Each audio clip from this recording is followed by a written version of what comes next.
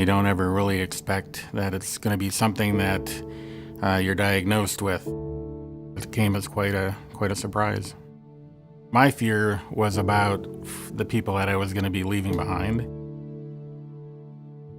When I was first diagnosed with cancer,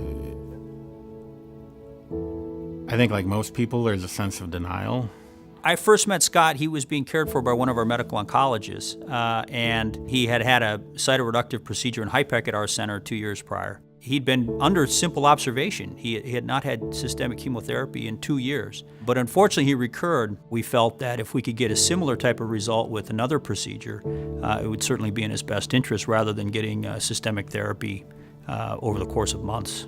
What I wanted out of my treatment was I wanted to go to a place where people would know who I was. I knew that if I went to larger treatment facilities, that you end up becoming kind of a number.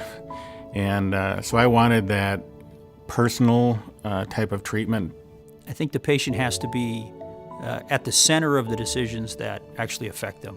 I think it's bad for their general quality of life if a patient comes in for cancer treatment and then basically feels like they're having cancer care acted upon them. The real art in cancer care is understanding a patient well enough to understand what they value and then trying to match a good cancer treatment that actually fits with their values so that they can feel empowered that they're actually the ones dealing with their cancer and not just being treated for cancer. After meeting with them, I knew at that time that Goshen was the place for me to go. The average survival for someone with his type of disease would be less than 2 years. He had an operation 2 years ago and spent 2 years disease-free, essentially, without any kind of chemotherapy. So, and I think his function was excellent. In Scott's case, I think the quality of life difference was night and day. This wasn't a doctor who was just telling me what I needed to do. It was someone who was willing to listen and hear what I had to say, and that we were able to make a decision together, given his and his team's medical expertise, along with a lot of the things that I felt personally were important to me.